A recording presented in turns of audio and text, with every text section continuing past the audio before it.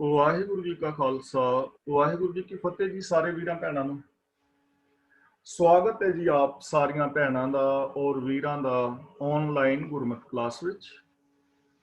ਜਿਵੇਂ ਕਿ ਆਪ ਸਾਰਿਆਂ ਨੂੰ ਪਤਾ ਹੈ, ਅਸੀਂ ਸਾਰੇ ਹੀ ਵੀਰ ਭੈਣਾਂ ਇਕੱਠੇ ਹੋ ਕੇ ਸੁਖਮਨੀ ਸਾਹਿਬ ਜੀ ਦੀ ਵਿਚਾਰ ਸਾਂਝੀ ਕਰ ਰਹੇ ਹਾਂ ਔਰ ਜੀਵਨ ਜਾਚ ਸਿੱਖਣ ਦੀ ਟਰਾਈ ਕਰਦੇ ਹਾਂ ਕਿ ਸਾਡੀ ਜ਼ਿੰਦਗੀ ਦੇ ਵਿੱਚ ਤਬਦੀਲੀ ਆਵੇ ਔਰ ਸਾਡੇ ਜੀਵਨ ਵਿੱਚ ਸੁਖ ਸ਼ਾਂਤੀ ਪੈਦਾ ਹੋਵੇ।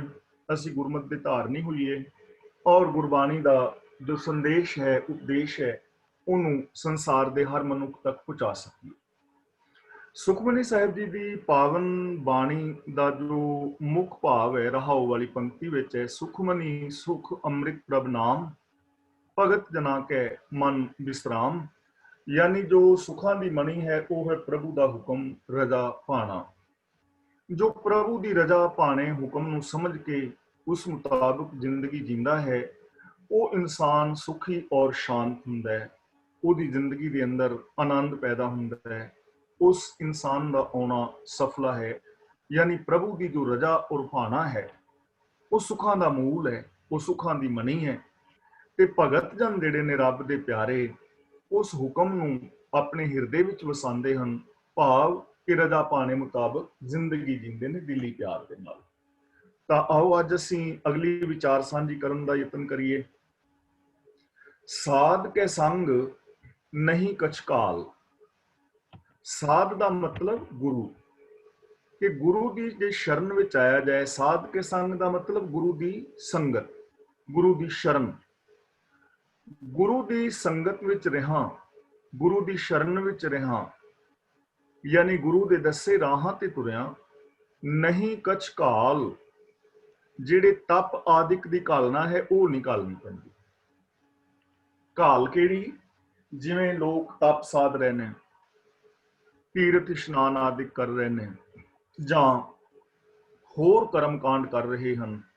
ਕੋਈ ਨੰਗੇ ਪੈਰੀਂ ਫਿਰਦਾ ਹੈ, ਕੋਈ ਸੰਸਾਰ ਨੂੰ ਛੱਡ ਕੇ ਜੰਗਲਾਂ ਵਿੱਚ ਚਲਾ ਗਿਆ ਹੈ, ਕੋਈ ਯੋਗ ਸਾਧਨਾ ਕਰ ਰਿਹਾ ਹੈ, ਕੋਈ ਉਲਟਾ ਲਟਕ ਕੇ ਤਪ ਕਰਦਾ ਹੈ, ਕੋਈ ਪੂਜਾ ਅਰਚਨਾ ਕਰਦਾ ਹੈ, ਔਰ ਕਿੰਨੇ ਸਾਰੇ ਕਰਮ ਕਾਂਡ ਲੋਕ ਕਰਦੇ ਨੇ। ਗੁਰੂ ਜੀ ਕਹਿੰਦੇ ਨੇ ਜੇ ਗੁਰੂ ਦੇ ਚਰਨਾਂ ਦੀ ਸ਼ਰਨ ਲਈ ਜਾਏ, ਗੁਰੂ ਤੋਂ ਗਿਆਨ ਲਿਆ ਜਾਏ, ਗੁਰੂ ਦੇ ਦਿੱਤੇ ਵੇ ਆਫ ਲਾਈਫ ਨੂੰ ਅਪਣਾਇਆ ਜਾਏ, ਤਾਂ ਇਹ ਕਰਮ ਕਾਂਡਾਂ ਵਾਲੀ ਜੋ ਘਾਲਣਾ ਹੈ ਉਹ ਬਿਲਕੁਲ ਨਹੀਂ ਘਾਲਣੀ ਪੈਂਦੀ। ਇਹੋ ਜਿਹੇ ਕੋਈ ਯਤਨ ਹੋਰ ਨਹੀਂ ਕਰਨੇ ਪੈਂਦੇ। ਸਗੋਂ ਦਰਸ਼ਨ ਭੇਟਤ ਹੋਤ ਨਿਹਾਲ, ਕਿਉਂਕਿ ਗੁਰੂ ਦਾ ਦਰਸ਼ਨ ਕਰਕੇ ਹੀ ਹਿਰਦਾ ਖੇੜ ਹੁੰਦਾ ਹੈ। ਗੁਰੂ ਦੇ ਦਰਸ਼ਨਾਂ ਦੇ ਨਾਲ ਹਿਰਦਾ ਖੇੜ ਹੁੰਦਾ ਹੈ।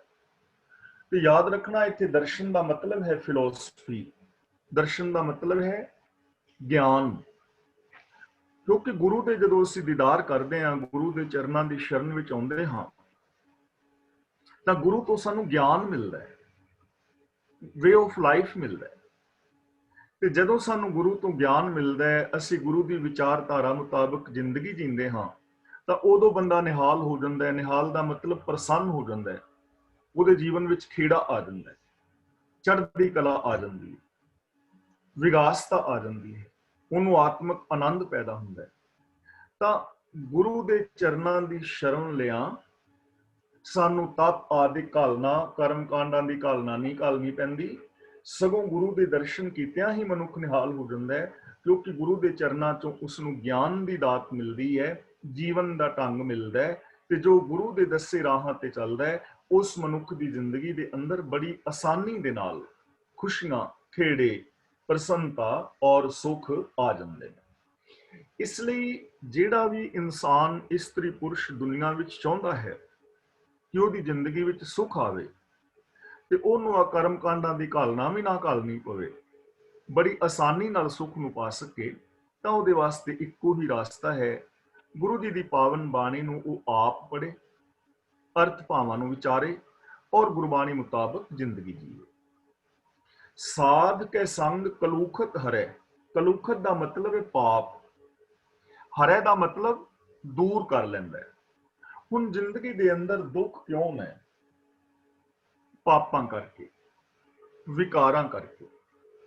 ਜੇ ਜ਼ਿੰਦਗੀ ਵਿੱਚ ਕ੍ਰੋਧ ਹੈ, ਈਰਖਾ ਹੈ, ਲੋਭ ਹੈ, ਵਿਭਚਾਰ ਹੈ, ਰਿਸ਼ਵਤਖੋਰੀ 2 ਨੰਬਰ ਦੇ ਧੰਦੇ ਨੇ, ਤਾਂ ਇਹਨਾਂ ਪਾਪਾਂ ਕਰਕੇ ਜ਼ਿੰਦਗੀ ਦੇ ਅੰਦਰ ਡਰ ਵੀ ਪੈਦਾ ਹੋਏਗਾ, ਸਹਿਮ ਪੈਦਾ ਹੋਏਗਾ, ਦੁੱਖ ਵੀ ਪੈਦਾ ਹੋਏਗਾ। ਤੇ ਜੇ ਇਸ ਸੰਸਾਰ ਵਿੱਚ ਮਨੁੱਖੀ ਸੋਚ ਵਿੱਚ ਪਾਪ ਨਾ ਹੋਣ, ਸਿਰਫ ਸ਼ੁਭ ਗੁਣ ਹੋਣ, ਤਾਂ ਜ਼ਿੰਦਗੀ 'ਚੋਂ ਦੁੱਖ ਆਪੇ ਖਤਮ ਹੋ ਜਾਣਗੇ ਨਾ। ਗੁਰੂ ਦੀ ਸ਼ਰਨ ਦੇ ਅੰਦਰ ਰਹਿਣ ਦੇ ਨਾਲ ਬੰਦਾ ਆਪਣੇ ਪਾਪਾਂ ਨੂੰ ਨਾਸ਼ ਕਰ ਲੈਂਦਾ ਹੈ, ਉਹਦੀ ਜ਼ਿੰਦਗੀ ਵਿੱਚ ਪਾਪ ਨਹੀਂ ਰਹਿੰਦੇ, ਕਿਉਂਕਿ ਜੋ ਗੁਰੂ ਦੇ ਦੱਸੇ ਰਾਹ ਤੇ ਚੱਲੇਗਾ ਉਹਦੇ ਜੀਵਨ ਵਿੱਚ ਪਾਪ ਹੈ ਨਹੀਂ, ਕਿਉਂਕਿ ਵਿਕਾਰਾਤਮਕ ਹੋਣਗੇ। ਉਹ ਹੱਥਾਂ ਦੇ ਨਾਲ 10 ਨਵਾਂ ਦੀ ਧਰਮ ਦੀ ਕਿਰਤ ਕਰੇਗਾ, ਪੈਰਾਂ ਦੇ ਨਾਲ ਉਹ ਸਿੱਧੇ ਰਾਹਾਂ ਤੇ ਜਾਏਗਾ, ਕੰਨਾਂ ਦੇ ਨਾਲ ਉਹ ਸੱਚੀ ਗੱਲ ਸੁਣੇਗਾ, ਸਿਫਤ ਸਲਾਹ ਸੁਣੇਗਾ, ਤਾਂ ਇਸ ਤਰ੍ਹਾਂ ਉਹਦੀ ਜ਼ਿੰਦਗੀ ਦੇ ਵਿੱਚੋਂ ਪਾਪ ਖਤਮ ਹੋ ਜਾਣਗੇ। ਸਾਧ ਕੇ ਸੰਗ ਨਰਕ ਪਰ ਹਰੇ, ਪਰ ਹਰੇ ਦਾ ਮਤਲਬ ਪਰੇ ਹਟਾ ਦਿੰਦਾ ਹੈ, ਨਰਕ ਦਾ ਮਤਲਬ ਦੁੱਖ। ਗੁਰੂ ਦੇ ਚਰਨਾਂ ਦੀ ਸ਼ਰਨ ਲੈਣ ਦੇ ਨਾਲ ਬੰਦਾ ਨਰਕਾਂ ਤੋਂ ਬਚ ਜਾਂਦਾ ਹੈ, ਦੁੱਖਾਂ ਤੋਂ ਬਚ ਜਾਂਦਾ ਹੈ, ਦੁੱਖਾਂ ਨੂੰ ਦੂਰ ਕਰ ਦਿੰਦਾ ਹੈ। ਕਿਉਂਕਿ ਜਿੰਨੇ ਵੀ ਦੁੱਖ ਨੇ ਉਹ ਸਾਡੇ ਪਾਪਾਂ ਕਰਕੇ ਨੇ, ਵਿਕਾਰਾਂ ਕਰਕੇ ਨੇ, ਅਪਰਾਧਾਂ ਕਰਕੇ ਨੇ। ਤੇ ਜੇ ਜ਼ਿੰਦਗੀ ਦੇ ਵਿੱਚੋਂ ਅਪਰਾਧ ਪਾਪ ਦੂਰ ਹੋ ਜਾਣ ਤਾਂ ਦੁੱਖ ਆਟੋਮੈਟਿਕਲੀ ਦੂਰ ਹੋ ਜਾਣਗੇ। ਤੇ ਦੁਖੀ ਜੀਵਨ ਹੀ ਨਰਕ ਹੈ। ਅਸੀਂ ਕਹਿੰਦੇ ਨਾ ਫਲਾਂ ਬੰਦਾ ਤੇ ਵਿਚਾਰਾ ਨਰਕ ਭੋਗਦਾ। ਜਦੋਂ ਕਈ ਵਾਰ ਕੋਈ ਬੰਦਾ ਬਿਮਾਰ ਹੋ ਜਾਏ ਨਾ, ਤੇ ਬਿਮਾਰੀ ਜ਼ਿਆਦਾ ਲੰਬਾ ਸਮਾਂ ਚੱਲ ਜਾਏ ਤੇ ਬਿਮਾਰੀ ਵੀ ਬੜੀ ਭਿਆਨਕ ਹੋਵੇ, ਤੇ ਫਿਰ ਅਸੀਂ ਕਹਿੰਦੇ ਹਾਂ ਰੱਬ ਇਹਦੇ ਨਾਲ ਉੱਤੇ ਚੁੱਕ ਹੀ ਲਵੇ ਤੇ ਠੀਕ ਹੈ, ਵਿਚਾਰਾ ਨਰਕ ਭੋਗਦਾ। ਨਰਕ ਦਾ ਮਤਲਬ ਹੈ ਦੁੱਖ। ਦੇਖੋ ਜ਼ਿੰਦਗੀ ਨਰਕ ਬਣੀ ਪਈ ਹੈ, ਘਰ ਨਰਕ ਬਣੇ ਪਏ ਨੇ, ਆਮ ਬਹੁਤਾਤ ਗਿਣਤੀ ਵਿੱਚ ਘਰਾਂ ਦੇ ਵਿੱਚ ਜੀ ਨੇ, ਬੱਚੇ ਨੇ, ਭੈਣ ਭਰਾ ਨੇ, ਪਤੀ ਪਤਨੀ ਨੇ, ਲੇਕਿਨ ਇੱਕ ਪਲ ਸ਼ਾਂਤੀ ਦੇ ਨਾਲ ਨਹੀਂ ਰਹਿੰਦੇ। ਇੱਕ ਦੂਜੇ ਵੱਲ ਵੇਖ ਕੇ ਇੰਜ ਵੇਖ ਰਹੇ ਨੇ ਜਿਵੇਂ ਓਪਰੇ ਡੰਗਰ ਨਹੀਂ ਇਕੱਠੇ ਹੋਏ ਹੁੰਦੇ ਮਾਰਨ ਵਾਲੇ ਸਿੰਘਾਂ ਵਾਲੇ। ਤਾਂ ਉਹ ਘਰ ਕਾਹਦਾ ਰਹਿ ਗਿਆ? ਨਰਕ ਬਣ ਗਿਆ ਨਾ। ਜਿੱਥੇ ਇੱਕ ਬੰਦੇ ਨੂੰ ਦੂਜੇ ਤੇ ਵਿਸ਼ਵਾਸ ਨਹੀਂ, ਜਿੱਥੇ ਇੱਕ ਬੰਦੇ ਦੀ ਦੂਜੇ ਨਾਲ ਮਿੱਠੇ ਬੋਲ ਨਹੀਂ, ਪਿਆਰ ਨਹੀਂ, ਤਾਂ ਉਹ ਘਰ ਨਰਕ ਹੀ ਹੈ ਨਾ। ਦੇਖੋ ਆਮ ਅਸੀਂ ਇੱਕ ਕਹਾਵਤ ਸੁਣਦੇ ਆ ਨਾ ਕਿ ਜੇ ਤਾਂ ਪਤੀ ਪਤਨੀ ਦਾ ਪਰਸਪਰ ਪਿਆਰ ਹੈ, ਘਰ ਵਿੱਚ ਬੱਚਿਆਂ ਦਾ, ਮਾਂ-ਬਾਪ ਦਾ ਪਰਸਪਰ ਪਿਆਰ ਹੈ, ਤਾਂ ਫਿਰ ਤਾਂ ਗ੍ਰਸਤ ਵਰਗਾ ਸਵਰਗ ਨਹੀਂ। ਤੇ ਜੇ ਘਰ ਦੇ ਅੰਦਰ ਪਿਆਰ ਮੁਹੱਬਤ ਵਿਸ਼ਵਾਸ ਨਹੀਂ ਤੇ ਗ੍ਰਸਤ ਵਰਗਾ ਨਰਕ ਵੀ ਨਹੀਂ। ਇਹ ਅਸੀਂ ਆਮ ਗੱਲਾਂ ਕਰਦੇ ਹਾਂ ਨਾ। ਤਾਂ ਗੁਰੂ ਦੇ ਚਰਨਾਂ ਦੀ ਸ਼ਰਨ ਲੈਣ ਦੇ ਨਾਲ ਮਨੁੱਖੀ ਜ਼ਿੰਦਗੀ ਚੋਂ ਪਾਪ ਖਤਮ ਹੋ ਜਾਂਦੇ ਨੇ, ਤੇ ਗੁਰੂ ਦੇ ਚਰਨਾਂ ਦੀ ਸ਼ਰਨ ਲੈਣ ਦੇ ਨਾਲ ਬੰਦਾ ਨਰਕ ਤੋਂ ਬਚ ਜਾਂਦਾ ਹੈ, ਦੁੱਖਾਂ ਤੋਂ ਬਚ ਜਾਂਦਾ ਹੈ, ਦੁੱਖਾਂ ਤੋਂ ਖਲਾਸੀ ਪਾ ਲੈਂਦਾ ਹੈ। ਸਾਧ ਕੇ ਸੰਗ ਈਹਾਂ ਊਹਾਂ ਸੁਹੇਲਾ। ਈਹਾਂ ਦਾ ਮਤਲਬ ਇੱਥੇ, ਊਹਾਂ ਦਾ ਮਤਲਬ ਉੱਥੇ। ਇਹਦਾ ਮਤਲਬ ਸਭ ਥਾਵਾਂ ਤੇ। ਈਹਾਂ ਊਹਾਂ ਇੱਥੇ ਉੱਥੇ ਹਰ ਥਾਂ ਤੇ। ਈਹਾਂ ਦਾ ਮਤਲਬ ਜੋ ਵਰਤਮਾਨ ਚੱਲ ਰਿਹਾ ਹੈ, ਤੇ ਊਹਾਂ ਦਾ ਮਤਲਬ ਜੋ ਆਉਣ ਵਾਲਾ ਸਮਾਂ ਹੈ। ਈਹਾਂ ਊਹਾਂ ਦਾ ਮਤਲਬ ਹਰ ਥਾਂ ਤੇ ਹਰ ਸਮੇਂ। ਸੁਹੇਲਾ ਦਾ ਮਤਲਬ ਸੌਖਾ ਰਹਿੰਦਾ। ਗੁਰੂ ਦੇ ਚਰਨਾਂ ਦੀ ਸ਼ਰਨ ਲੈਣ ਨਾਲ, ਗੁਰੂ ਦੇ ਦੱਸੇ ਰਾਹਾਂ ਤੇ ਤੁਰਿਆ, ਗੁਰੂ ਦੇ ਦਿੱਤੇ ਵੇ ਆਫ ਲਾਈਫ ਨੂੰ ਅਪਣਾਉਣ ਦੇ ਨਾਲ ਮਨੁੱਖ ਹਰ ਥਾਂ ਤੇ ਹਰ ਸਮੇਂ ਸੁਖੀ ਵਸਦਾ ਹੈ, ਸ਼ਾਂਤ ਰਹਿੰਦਾ ਹੈ। ਹੁਣ ਦੇਖੋ ਸਿੰਪਲ ਗੱਲ ਹੈ, ਸਾਧਾਰਨ ਗੱਲ ਹੈ, ਸੌਖੀ ਸਮਝਣ ਵਾਲੀ, ਕਿ ਜਦੋਂ ਅਸੀਂ ਗੁਰੂ ਮਤ ਅਨੁਸਾਰ ਜ਼ਿੰਦਗੀ ਜੀਵਾਂਗੇ, ਸੱਚ ਬੋਲਾਂਗੇ, ਪਿਆਰ ਦੇ ਨਾਲ ਰਹਾਂਗੇ, ਸੱਚੀ ਲਗਨ ਦੇ ਨਾਲ ਮਿਹਨਤ ਕਰਾਂਗੇ, ਤਾਂ ਸਾਡੀ ਜ਼ਿੰਦਗੀ ਵਿੱਚ ਸੁੱਖ ਹੈ। ਜੇ ਅਸੀਂ ਇੰਗਲੈਂਡ ਵਿੱਚ ਬੈਠ ਕੇ ਗੁਰਮਤ ਆਸ਼ੇ ਅਨੁਸਾਰ ਜ਼ਿੰਦਗੀ ਜੀਵਾਂਗੇ ਤੇ ਇੰਗਲੈਂਡ ਵਿੱਚ ਅਸੀਂ ਸੁਖੀ ਹਾਂ। ਜੇ ਇੰਡੀਆ ਵਿੱਚ ਰਹਿ ਕੇ ਅਸੀਂ ਜੀਵਾਂਗੇ, ਇੰਡੀਆ ਵਿੱਚ ਸੁਖੀ ਹਾਂ। ਅਮਰੀਕਾ ਵਿੱਚ ਚਲੇ ਜਾਈਏ, ਉੱਥੇ ਸੁਖੀ ਰਵਾਂਗੇ। ਕੱਲ ਨੂੰ ਮੰਗਲ ਗ੍ਰਹਿ ਤੇ ਕਲੋਨੀਆਂ ਬਣ ਜਾਣ, ਉੱਥੇ ਸੁਖੀ ਰਵਾਂਗੇ, ਜੇ ਗੁਰਮਤ ਆਸ਼ੇ ਅਨੁਸਾਰ ਜ਼ਿੰਦਗੀ ਜੀਂਦੇ ਆ। ਤੇ ਜੇ ਗੁਰਬਾਣੀ ਅਨੁਸਾਰ ਜ਼ਿੰਦਗੀ ਨਹੀਂ, ਜੇ ਬੋਲ ਨਹੀਂ ਚੰਗੇ, ਵਿਹਾਰ ਨਹੀਂ ਚੰਗਾ, ਤਾਂ ਇੰਗਲੈਂਡ ਵਿੱਚ ਵੀ ਦੁਖੀ ਰਹਾਂਗੇ। ਇੰਡੀਆ ਵਿੱਚ ਜੇ ਬੋਲ ਬਾਣੀ ਚੰਗੀ ਨਹੀਂ, ਵਿਹਾਰ ਤੇ, ਉੱਥੇ ਵੀ ਦੁਖੀ ਰਹਾਂਗੇ। ਅਮਰੀਕਾ ਵੀ ਦੁਖੀ ਰਹਾਂਗੇ। ਤੇ ਜੇ ਅਸੀਂ ਮੰਗਲ ਗ੍ਰਹਿ ਤੇ ਕਲੋਨੀਆਂ ਬਣਾ ਲਈਆਂ, ਉੱਥੇ ਵੀ ਦੁਖੀ ਹੋ ਜਾਵਾਂਗੇ। ਗੱਲ ਤਾਂ ਜ਼ਿੰਦਗੀ ਹੈ। ਤਾਂ ਸਾਧ ਕੇ ਸੰਗ ਈਹਾਂ ਊਹਾਂ ਸੁਹੇਲਾ। ਗੁਰੂ ਦੇ ਚਰਨਾਂ ਦੀ ਸ਼ਰਨ ਲੈਣ ਦੇ ਨਾਲ, ਗੁਰੂ ਦੇ ਦੱਸੇ ਰਾਹਾਂ ਤੇ ਤੁਰਿਆ, ਬੰਦਾ ਹਰ ਥਾਂ ਤੇ ਸੁਖੀ ਔਰ ਸ਼ਾਂਤ ਰਹਿੰਦਾ ਹੈ। ਸਾਧ ਕੇ ਸੰਗ ਇਹਾਂ ਉਹਾਂ ਸੁਹਿਲਾ, ਸਾਧ ਸੰਗ ਵਿਛੜਤ ਹਰ ਮੇਲਾ। ਵਿਛੜਤ ਦਾ ਮਤਲਬ ਵਿਛੜਿਆ ਹੋਇਆ, ਮੇਲਾ ਦਾ ਮਤਲਬ ਮਿਲਾਪ। ਗੁਰੂ ਦੇ ਚਰਨਾਂ ਦੀ ਸ਼ਰਨ ਦੇ ਨਾਲ ਲੈਣ ਦੇ ਨਾਲ ਪ੍ਰਭੂ ਦੇ ਨਾਲੋਂ ਜਿਹੜਾ ਵਿਛੜਿਆ ਹੋਇਆ ਉਹਦਾ ਫਿਰ ਮਿਲਾਪ ਹੋ ਜਾਂਦਾ, ਉਹ ਫਿਰ ਮਿਲ ਜਾਂਦਾ ਹੈ। ਇਹ ਬੜੀ ਕੀਮਤੀ ਗੱਲ ਹੈ। ਸਪੋਜ਼ ਮੰਨ ਲਓ ਕਿ ਅਸੀਂ ਰੱਬ ਤੋਂ ਵਿਛੜੇ ਹਾਂ, ਯਾਨੀ ਸੱਚਾਈ ਤੋਂ, ਦਇਆ ਤੋਂ, ਪ੍ਰੇਮ ਤੋਂ, ਸੱਚ ਤੋਂ, ਨਿਰਭੈਤਾ ਤੋਂ, ਨਿਰਵੈਰਤਾ ਤੋਂ, ਇਹਨਾਂ ਗੁਣਾਂ ਨਾਲੋਂ ਸਾਡੀ ਸੋਚ ਦਾ ਵਿਛੋੜਾ ਹੋ ਗਿਆ, ਸਾਡੀ ਸੋਚ ਵਿੱਚ ਵਿਕਾਰ ਆ ਗਏ ਨੇ, ਤੇ ਅਸੀਂ ਚਾਹੁੰਦੇ ਹਾਂ ਸਾਡਾ ਰੱਬ ਨਾਲ ਮਿਲਾਪ ਹੋਵੇ, ਰੱਬੀ ਗੁਣਾਂ ਨਾਲ ਮਿਲਾਪ ਹੋਵੇ। ਤਾਂ ਘਬਰਾਉਣ ਦੀ ਲੋੜ ਨਹੀਂ ਹੈ। ਗੁਰੂ ਦੇ ਚਰਨਾਂ ਦੀ ਸ਼ਰਨ ਲੈ ਲਓ, ਯੂ ਟਰਨ ਲਓ, ਤੇ ਤੁਹਾਡਾ ਮਿਲਾਪ ਹੋ ਜਾਏਗਾ, ਰੱਬ ਨਾਲ ਮਿਲਾਪ ਹੋ ਜਾਏਗਾ। ਦੁਨੀਆ ਦੇ ਅੰਦਰ ਹੁਣ ਸਾਡਾ ਵਿਛੋੜਾ ਹੈ ਨਾ, ਮੰਨ ਲਓ ਭੈਣ ਭਰਾ ਦਾ, ਪਤੀ ਪਤਨੀ ਦਾ, ਮਾਂ ਬਾਪ ਦਾ, ਰਿਸ਼ਤੇਦਾਰਾਂ ਦਾ, ਕਿਸੇ ਕਾਰਨ ਕਰਕੇ, ਕਿਸੇ ਔਗਣ ਕਰਕੇ ਵਿਛੋੜਾ ਪੈ ਗਿਆ, ਵਿਛੜ ਗਏ, ਲੜ ਪਏ ਆ, ਮਿਲਣਾ ਵਰਤਣਾ ਬੰਦ ਕਰ ਦਿੱਤਾ। ਤੇ ਜੇ ਅਸੀਂ ਗੁਰਮਤ ਆਸ਼ੇ ਅਨੁਸਾਰ ਗੁਰੂ ਚਰਨਾਂ ਵਿੱਚ ਹਾਜ਼ਰ ਹੋ ਕੇ ਪ੍ਰਣ ਕਰੀਏ ਕਿ ਅਸੀਂ ਗੁਰਮਤ ਆਸ਼ੇ ਅਨੁਸਾਰ ਜ਼ਿੰਦਗੀ ਜੀਵਾਂਗੇ ਤੇ ਸਾਡਾ ਮਿਲਾਪ ਹੋ ਸਕਦਾ ਹੈ। ਅਸੀਂ ਇੱਕ ਦੂਜੇ ਤੋਂ ਮੁਆਫੀ ਮੰਗ ਸਕਦੇ ਹਾਂ ਕਿ ਸੌਰੀ ਮੇਰੇ ਵੀਰ, ਸੌਰੀ ਮੇਰੀ ਭੈਣ, ਮੇਰੇ ਤੋਂ ਗਲਤੀ ਹੋ ਗਈ, ਮੈਂ ਅੱਗੇ ਤੋਂ ਐਸਾ ਨਹੀਂ ਕਰਾਂਗਾ। ਤੇ ਅੱਗੇ ਤੋਂ ਉਹਨਾਂ ਔਗਣਾਂ ਨੂੰ ਛੱਡ ਦੇਈਏ, ਸੁਭਾਅ ਨੂੰ ਬਦਲ ਲਈਏ, ਤਾਂ ਸਾਡੇ ਜਿਹੜੇ ਰਿਸ਼ਤੇ ਟੁੱਟੇ ਨੇ ਉਹ ਵੀ ਸਾਡੇ ਜੁੜ ਸਕਦੇ ਨੇ, ਮਿਲ ਸਕਦੇ ਨੇ। ਤਾਂ ਗੁਰੂ ਪਾਤਸ਼ਾਹ ਜੀ ਕਹਿੰਦੇ ਨੇ, ਗੁਰੂ ਦੇ ਚਰਨਾਂ ਦੀ ਸ਼ਰਨ ਲੈਣ ਦੇ ਨਾਲ ਰੱਬ ਦੇ ਨਾਲੋਂ ਵਿਛੜਿਆ ਬੰਦਾ ਫਿਰ ਰੱਬ ਦੇ ਨਾਲ ਮਿਲ ਜਾਂਦਾ ਹੈ, ਮਿਲਾਪ ਹੋ ਜਾਂਦਾ ਹੈ। ਕਿਉਂਕਿ ਰੱਬ ਸਾਡੇ ਅੰਦਰ ਹੀ ਹੈ, ਗੁਣ ਰੱਬ ਦੇ ਸਾਡੇ ਅੰਦਰ ਨੇ। ਗੁਰੂ ਦਾ ਗਿਆਨ ਜਦੋਂ ਸਾਨੂੰ ਮਿਲੇਗਾ, ਗਿਆਨ ਮੁਤਾਬਕ ਜ਼ਿੰਦਗੀ ਜੀਵਾਂਗੇ, ਤਾਂ ਸਾਡਾ ਮਿਲਾਪ ਪ੍ਰਭੂ ਦੇ ਨਾਲ ਹੋ ਜਾਏਗਾ।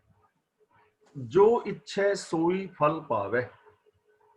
ਗੁਰੂ ਦੇ ਚਰਨਾਂ ਦੀ ਸ਼ਰਨ ਲੈਣ ਦੇ ਨਾਲ ਮਨੁੱਖ ਜੋ ਵੀ ਇੱਛਾ ਕਰਦਾ ਹੈ ਉਹ ਫਲ ਪਾ ਲੈਂਦਾ, ਜੋ ਵੀ ਚਾਹੁੰਦਾ ਹੈ। ਹੁਣ ਆਮ ਬੰਦਾ ਕੀ ਚਾਹੁੰਦਾ ਹੈ? ਤਿੰਨ ਮੰਗਾਂ ਨੇ ਨਾ ਸਾਂਝੀਆਂ, ਕਿ ਮੈਨੂੰ ਸੁੱਖ ਮਿਲੇ, ਮੈਨੂੰ ਪਿਆਰ ਮਿਲੇ, ਔਰ ਮੈਨੂੰ ਮੁਕਤੀ ਮਿਲੇ, ਮੈਂ ਰੱਬ ਦੇ ਵਿੱਚ ਅਭੇਦ ਹੋ ਜਾਵਾਂ। ਇਹ ਤਿੰਨ ਮੁੱਖ ਮੰਗਾਂ ਨੇ ਬੰਦੇ ਦੀਆਂ। ਤੇ ਜੇ ਕੋਈ ਗੁਰੂ ਦੇ ਚਰਨਾਂ ਦੀ ਸ਼ਰਨ ਲਵੇ, ਗੁਰਮਤਿ ਆਸ਼ੇ ਅਨੁਸਾਰ ਜ਼ਿੰਦਗੀ ਜੀਵੇ, ਤਾਂ ਸੁੱਖ ਉਹਨੂੰ ਮਿਲ ਜਾਏਗਾ। ਸਰੀਰਕ ਸੁੱਖ ਵੀ, ਮਾਨਸਿਕ ਸੁੱਖ ਵੀ, ਬੌਧਿਕ ਸੁੱਖ ਵੀ, ਆਤਮਿਕ ਸੁੱਖ ਵੀ, ਪਰਿਵਾਰਕ ਵਿਵਹਾਰਕ ਸੁੱਖ ਵੀ। ਕਿਉਂਕਿ ਗੁਰਮਤਿ ਆਸ਼ੇ ਅਨੁਸਾਰ ਜ਼ਿੰਦਗੀ ਜੀਵਿਆਂ ਅਸੀਂ ਦਸਾਂ ਨਵਾਂ ਦੀ ਧਰਮ ਦੀ ਕਿਰਤ ਕਰਾਂਗੇ। ਕਿਰਤ ਕਰਨ ਦੇ ਨਾਲ ਸਾਨੂੰ ਰੋਟੀ, ਕੱਪੜੇ, ਮਕਾਨ ਦੀਆਂ ਲੋੜਾਂ ਸਾਡੀਆਂ ਪੂਰੀਆਂ ਹੋਣਗੀਆਂ, ਸਰੀਰਕ ਸੁੱਖ ਮਿਲੇਗਾ। ਗੁਰਮਤਿ ਆਸ਼ੇ ਅਨੁਸਾਰ ਜ਼ਿੰਦਗੀ ਜੀਵਿਆਂ ਸਾਡੇ ਗਿਆਨ ਵਿੱਚ ਵਾਧਾ ਹੋਏਗਾ, ਸਾਨੂੰ ਬੌਧਿਕ ਸੁੱਖ ਮਿਲੇਗਾ। ਅਸੀਂ ਦੁਨੀਆ ਵਿੱਚ ਸਹਿਯੋਗ ਕਰਾਂਗੇ, ਕਿਸੇ ਦਾ ਸੇਵਾ ਕਰਾਂਗੇ, ਇੱਕ ਦੂਜੇ ਦੇ ਸਹਿਯੋਗ ਕਰਾਂਗੇ, ਤਾਂ ਸਾਨੂੰ ਪਿਆਰ ਸਤਿਕਾਰ ਮਿਲੇਗਾ, ਮਾਨਸਿਕ ਸ਼ਾਂਤੀ ਮਿਲੇਗੀ।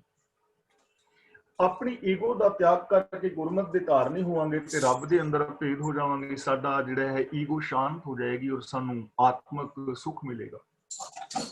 ਗੁਰਮਤਿ ਆਸ਼ੇ ਅਨੁਸਾਰ ਜ਼ਿੰਦਗੀ ਜੀਵਿਆਂ ਸਾਡੇ ਪਰਿਵਾਰ ਦੇ ਅੰਦਰ ਸ਼ਾਂਤੀ ਆ ਜਾਏਗੀ, ਤਾਂ ਸਾਰੇ ਸਾਨੂੰ ਸੁੱਖ ਮਿਲ ਗਏ ਨਾ, ਮੁਕਤੀ ਮਿਲ ਗਈ, ਵਿਕਾਰਾਂ ਤੋਂ ਖੁਲਾਸੀ ਹੋ ਗਈ, ਮਾਣ ਆਦਰ ਮਿਲੇਗਾ, ਸੁੱਖ ਮਿਲੇਗਾ।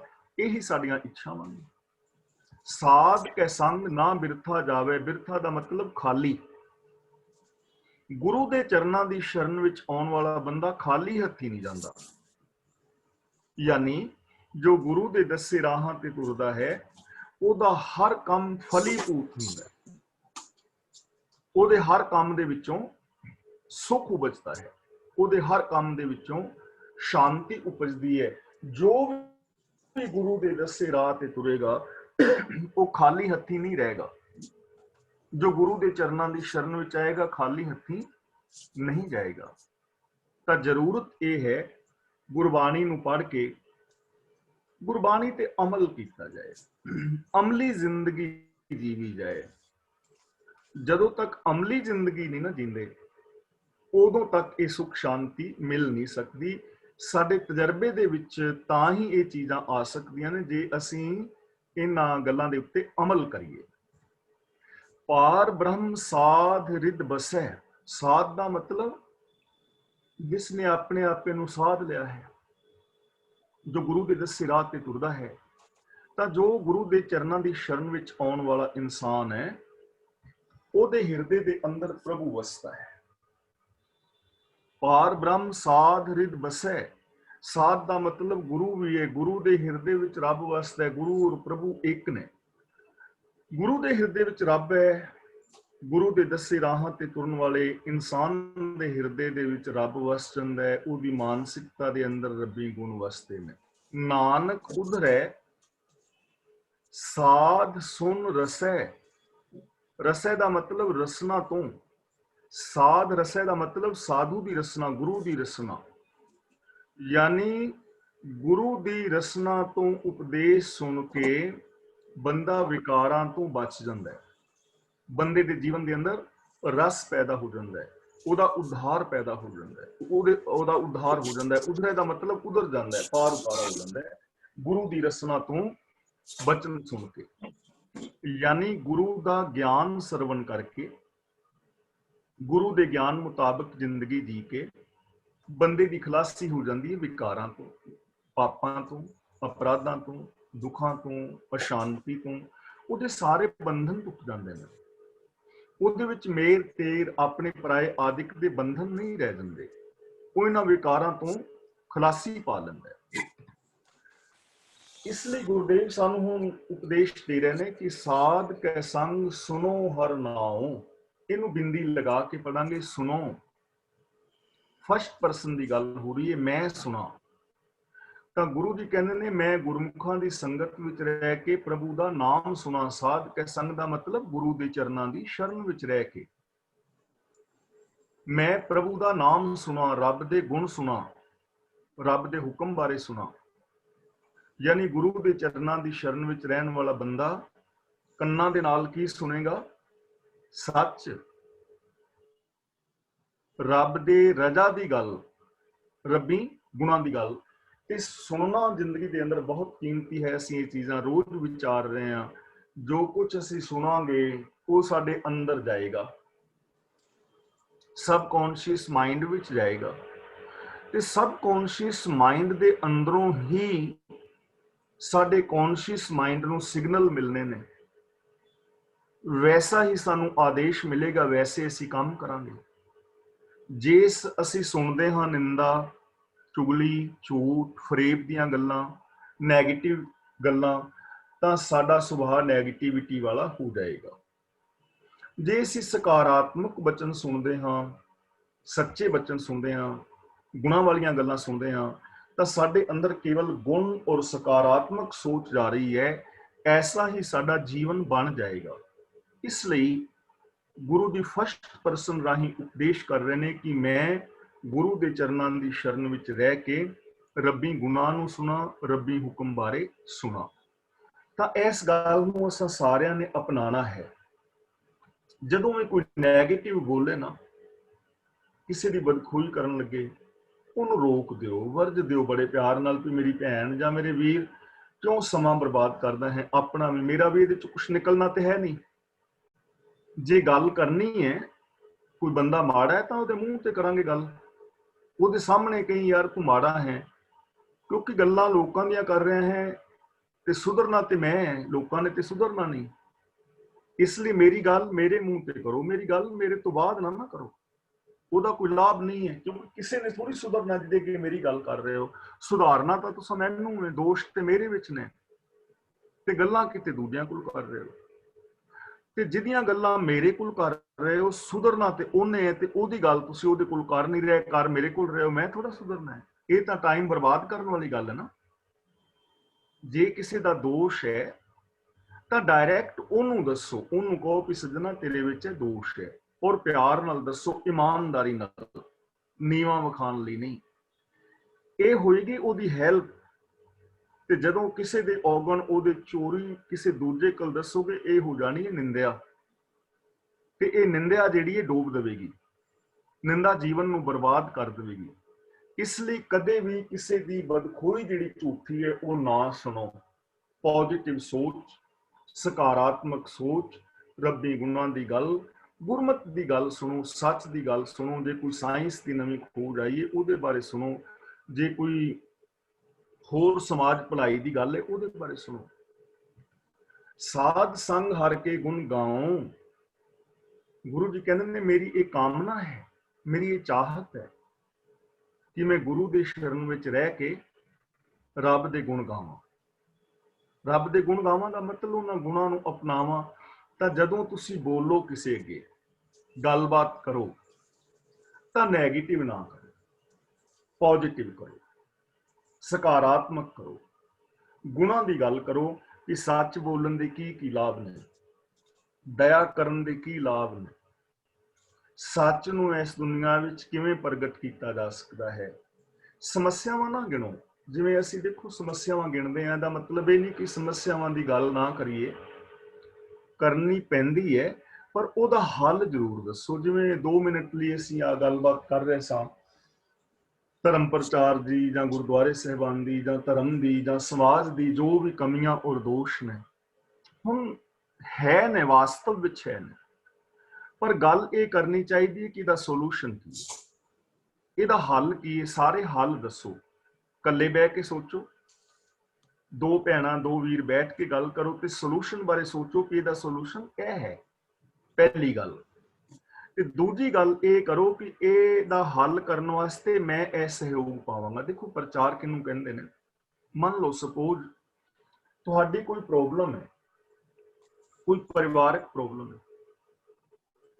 ਤੇ ਉਸ ਪ੍ਰੋਬਲਮ ਵਾਸਤੇ ਸਪੋਜ਼ ਸ਼ਬਦ ਮੈਂ ਕਹਿ ਰਿਹਾ, ਮੰਨ ਲਓ ਤੁਸੀਂ ਮੈਨੂੰ ਬੁਲਾਉਂਦੇ ਹੋ ਕਿ ਵੀਰ ਜੀ ਸਾਡੀ ਇਹ ਪ੍ਰੋਬਲਮ ਹੈ, ਤੇ ਮੇਰਾ ਫਰਜ਼ ਇਹ ਬਣਦਾ ਕਿ ਮੈਂ ਪਹਿਲਾਂ ਉਸ ਪ੍ਰੋਬਲਮ ਨੂੰ ਚੰਗੀ ਤਰ੍ਹਾਂ ਸਮਝਾਂ ਤੇ ਫਿਰ ਉਹਦਾ ਮੈਂ ਤੁਹਾਨੂੰ ਹੱਲ ਦੱਸਾਂ ਕਿ ਇਹਦਾ ਹੱਲ ਇਹ ਹੈ,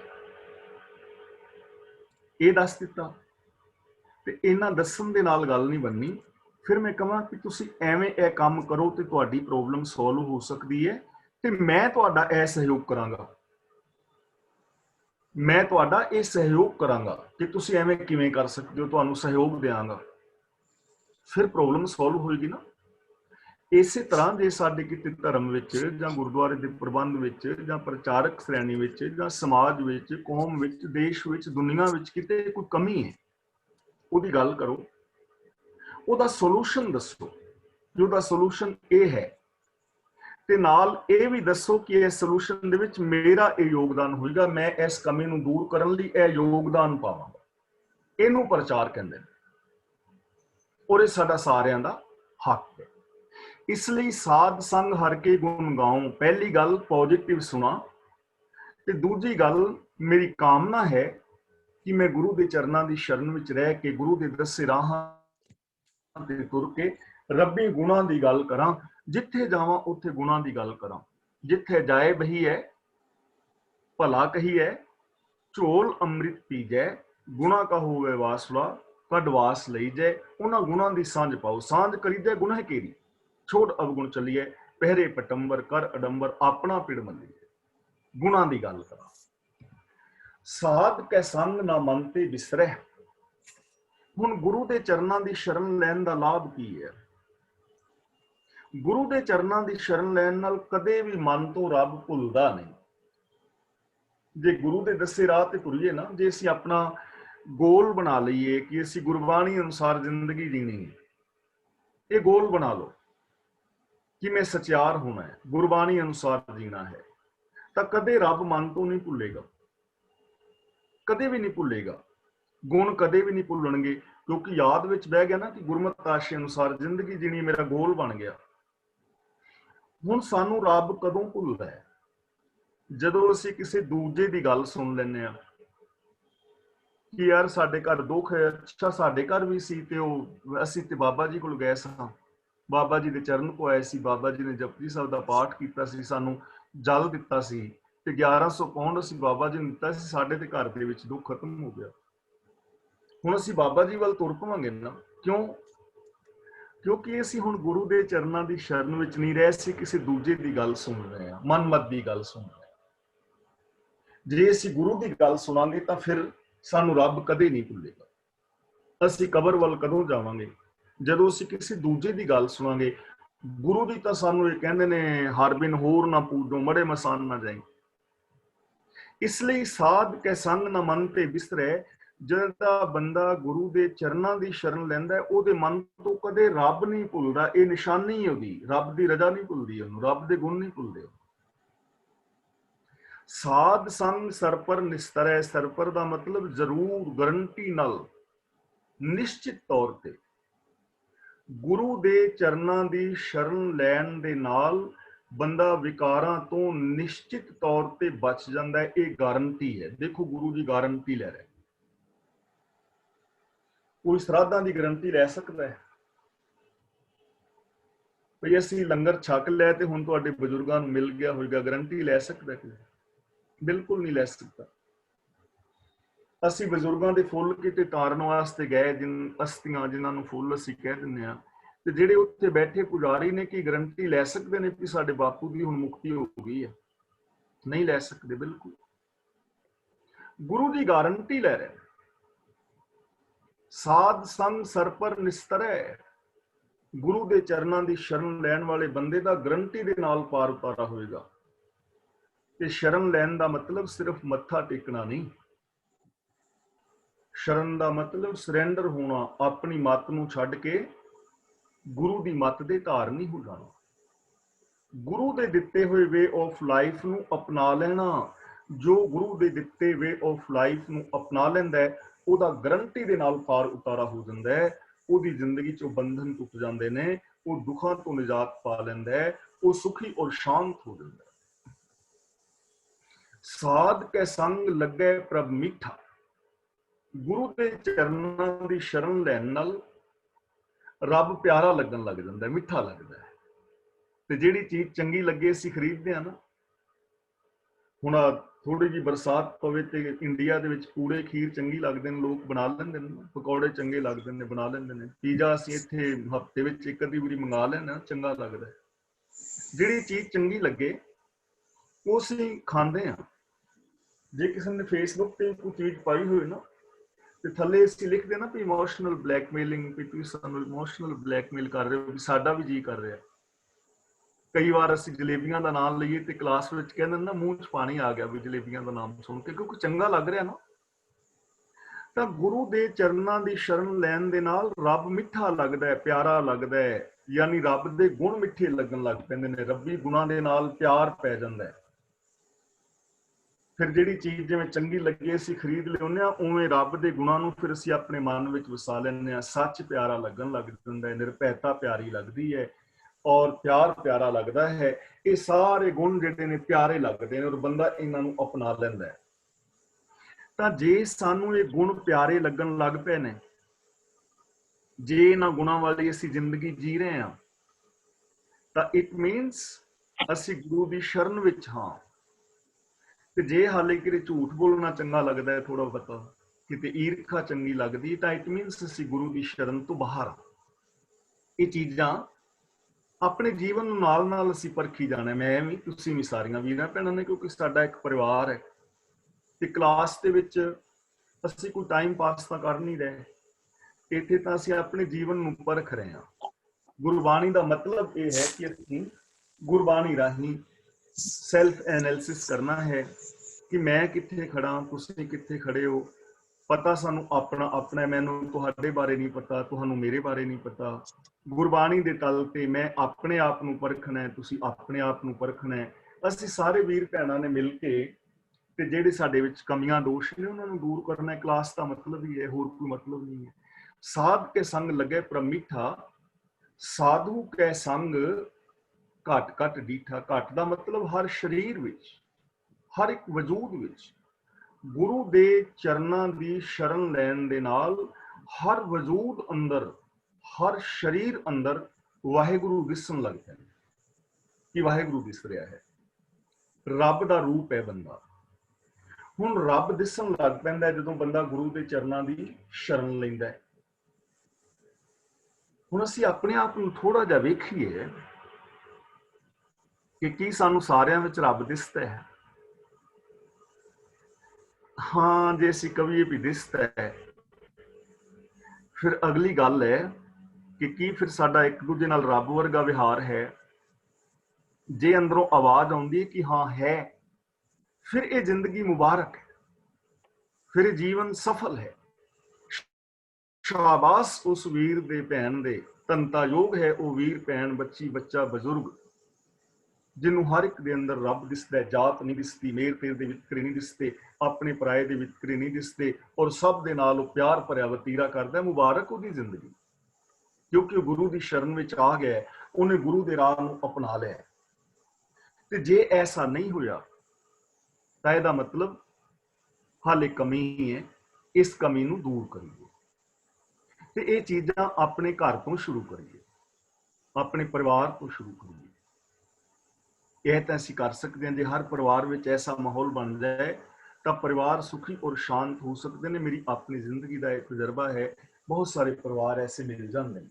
साधु के संग घट घट डीठा, गुरु के चरणों की शरण लैन का लाभ यह है कि हर इंसान के अंदर रब नजरी पवेगा। एक सुरता आएगी बाहरली भी अंदरली भी। हुण साडी एक सुरता क्यों नहीं रही?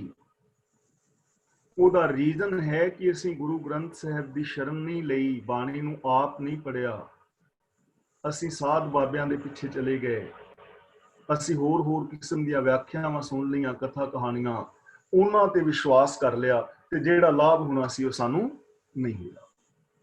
ਸਾਧ ਸੰਗ ਭੈ ਆਗਿਆਕਾਰੀ, ਗੁਰੂ ਦੇ ਚਰਨਾਂ ਦੀ ਸ਼ਰਨ ਲਿਆ ਬੰਦਾ ਆਗਿਆਕਾਰੀ ਬਣ ਜਾਂਦਾ ਹੈ, ਪ੍ਰਭੂ ਦਾ ਹੁਕਮ ਮੰਨਣ ਵਾਲਾ ਹੋ ਜਾਂਦਾ ਹੈ। ਆਗਿਆਕਾਰੀ ਦਾ ਮਤਲਬ ਰੱਬੀ ਰਜ਼ਾ ਦੇ ਵਿੱਚ ਉਹ ਤੁਰਨ ਲੱਗ ਜਾਂਦਾ ਹੈ, ਰੱਬ ਦੇ ਭਾਣੇ ਦੀ ਉਹਨੂੰ ਸਮਝ ਆ ਜਾਂਦੀ ਹੈ, ਲਾ ਆਫ ਨੇਚਰ ਨੂੰ ਉਹ ਸਮਝ ਲੈਂਦਾ ਹੈ, ਉਹਨੂੰ ਇਸ ਕੁਦਰਤ ਦਾ, ਕਾਇਨਾਤ ਦਾ ਪਤਾ ਲੱਗ ਜਾਂਦਾ ਹੈ ਕਿ ਇੱਥੇ ਹਰ ਸ਼ੈ ਰੱਬੀ ਨੇਮਾਂ ਦੇ ਅੰਦਰ ਹੈ, ਕੁਦਰਤੀ ਨੇਮਾਂ ਵਿੱਚ, ਨੇਮਾਂ ਤੋਂ ਬਾਹਰ ਕੁਝ ਵੀ ਨਹੀਂ। ਉਹਨੂੰ ਸਮਝ ਪੈ ਜਾਂਦੀ ਹੈ ਕਿ ਮੈਂ ਰੱਬੀ ਨਿਯਮ ਤੋਂ ਉਲਟ ਕੁਛ ਨਹੀਂ ਕਰ ਸਕਦਾ, ਜੋ ਕੁਛ ਵੀ ਮੈਨੂੰ ਮਿਲਣਾ ਹੈ ਰੱਬੀ ਰਜ਼ਾ ਦੇ ਵਿੱਚ ਤੁਰਿਆ ਮਿਲਣਾ ਹੈ, ਤਾਂ ਉਹ ਰੱਬੀ ਰਜ਼ਾ ਦੇ ਵਿੱਚ ਤੁਰਨ ਲੱਗ ਪੈਂਦਾ। ਤੇ ਜੇ ਹਰ ਇਨਸਾਨ ਲਾ ਆਫ ਨੇਚਰ ਨੂੰ ਫੋਲੋ ਕਰੇ, ਕੁਦਰਤ ਦੇ ਨਿਯਮਾਂ ਨੂੰ ਸਮਝੇ, ਰੱਬੀ ਰਜ਼ਾ ਨੂੰ ਸਮਝੇ, ਤੇ ਜੇ ਸੌਖੇ ਸ਼ਬਦਾਂ ਵਿੱਚ ਸਮਝਣਾ ਹੋਵੇ, ਗੁਰਬਾਣੀ ਅਨੁਸਾਰ ਦੇ ਹਰ ਬੰਦਾ ਜ਼ਿੰਦਗੀ ਜੀਣਾ ਸ਼ੁਰੂ ਕਰ ਦੇਵੇ, ਤਾਂ ਕਿੰਨਾ ਸੁਹਾਵਣਾ ਜੀਵਨ ਹੋ ਜਾਏ, ਕਿੰਨਾ ਸੁਹਾਵਣਾ ਇਹ ਸੰਸਾਰ ਹੋ ਜਾਏਗਾ। ਸਾਧ ਸੰਗ ਗਤ ਭਈ ਹਮਾਰੀ, ਗਤ ਦਾ ਮਤਲਬ ਨਿਸਤਾਰਾ, ਚੰਗੀ ਹਾਲਾਤ, ਉੱਚੀ ਅਵਸਥਾ। ਗੁਰੂ ਦੇ ਚਰਨਾਂ ਦੀ ਸ਼ਰਨ ਲੈਣ ਦੇ ਨਾਲ ਸਾਡੀ ਆਤਮਿਕ ਅਵਸਥਾ ਸੁਧਰ ਜਾਂਦੀ ਹੈ, ਸੋਚ ਸੁਧਰ ਜਾਂਦੀ ਹੈ, ਸੋਚ ਵਿੱਚ ਫਰਕ ਪੈ ਜਾਂਦਾ ਹੈ, ਉੱਚੀ ਸੋਚ ਬਣ ਜਾਂਦੀ ਹੈ। ਜਿਵੇਂ ਭਗਤ ਕਬੀਰ ਜੀ ਦਾ ਇੱਕ ਪਾਵਨ ਸ਼ਬਦ ਹੈ ਨਾ, ਗੁਰਦੇਵ ਪਾਤਸ਼ਾਹ ਦਾ ਪਾਵਨ ਸ਼ਬਦ, ਫੀਲ ਰਬਾਬੀ ਬਲਦ ਪਖਾਵਜ ਕਊਆ ਤਾਲ ਵਜਾਵੇ। ਭਗਤ ਰਵਿਦਾਸ ਜੀ ਕਹਿੰਦੇ ਨੇ ਫੀਲ ਰਬਾਬੀ, ਕਿ ਹਾਥੀ ਜਿਹੜਾ ਹੈ ਰਬਾਬ ਵਜਾਉਣ ਵਾਲਾ ਬਣ ਗਿਆ।